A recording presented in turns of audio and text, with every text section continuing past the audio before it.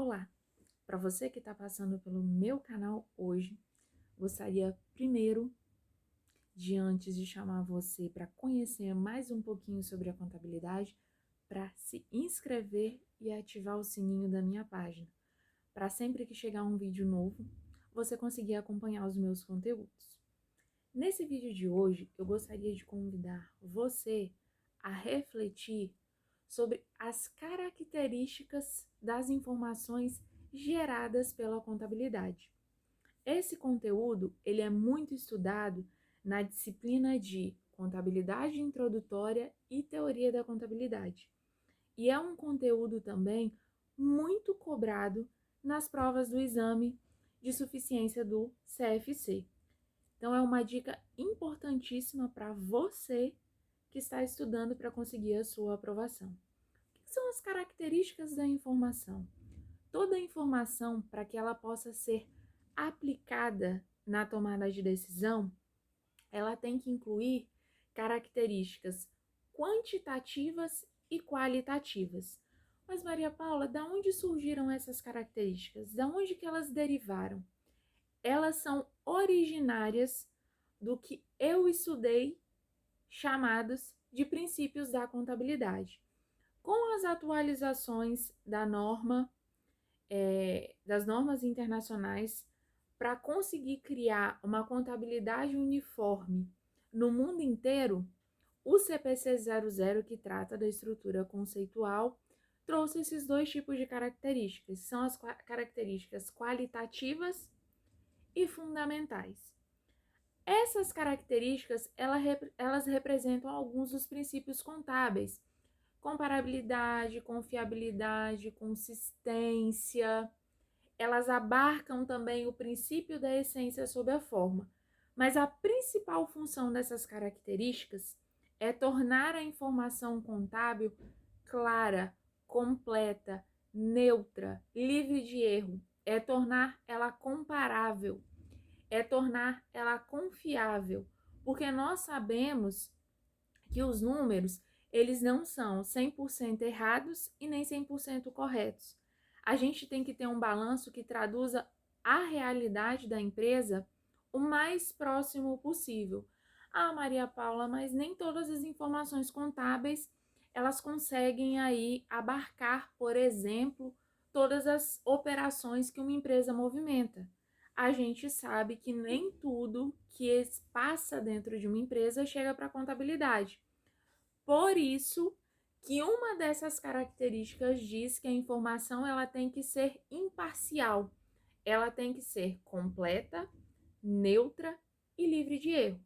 Ela tem que estar o mais próximo possível da realidade, mesmo que faltem alguns dados para que essa informação possa ser registrada 100% dentro de um balanço. Então, quer dizer que se o balanço ele não abarcar essas características fundamentais e de melhoria, qualitativas e quantitativas, eu não vou ter um balanço confiável? Provavelmente não. Aí a gente cai naquelas discussões de balanço maquiado, de contas contábeis para ajustar índices. Isso acontece na vida real, isso acontece no dia a dia de qualquer contador, de qualquer empresário. Nós vamos se deparar com esse tipo de situação. Mas cabe a nós aplicar o que a legislação contábil prevê, o que o CPC diz. Porque a contabilidade ela é a ciência que registra e controla as movimentações do patrimônio. E essas movimentações, em determinado momento, vai exigir de nós, contadores, a aplicação de uma certa imparcialidade. Mas às vezes, se o empresário chegar para a gente e falar assim, não registra isso no meu balanço, isso é muito comum de acontecer, infelizmente. Então, o que você vai fazer? Você, contador, vai ser imparcial. Você vai dar a sua orientação, mas também vai se respaldar para se guardar futuramente, caso venha a ter algum problema. Então, a informação contábil, pessoal, ela é válida quando ela cumprir as características básicas, que são as características fundamentais e de melhoria. Dentro dessas características, obviamente, o CPC traduziu também um dos princípios contábeis mais importantes, que é o princípio da essência sob a forma, que já existia de forma tácita, mas que com a atualização da 11.638, lá em 2007, ele deixou essa característica mais evidente ainda, que é a contabilidade trabalhar em cima da realidade e não do que a norma jurídica prevê.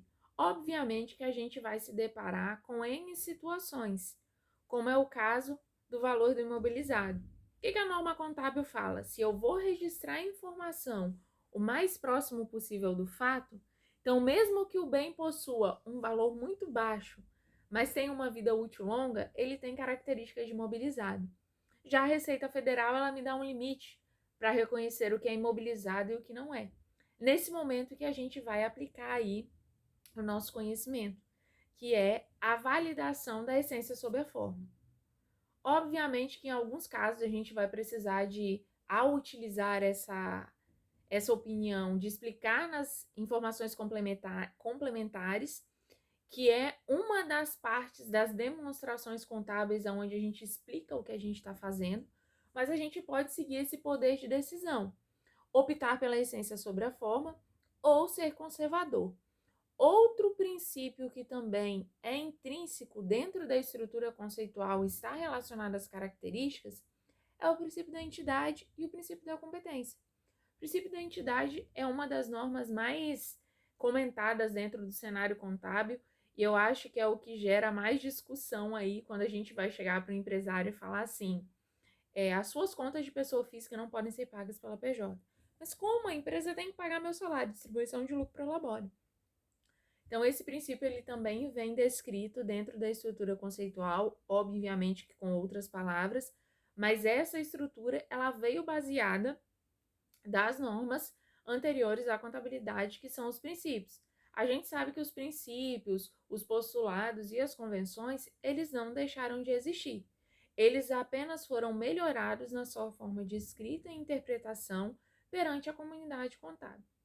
E um princípio também que continuou presente e que deu origem ao arcabouço teórico da contabilidade é o princípio da competência, aonde é o registro das movimentações na data de ocorrência do fato.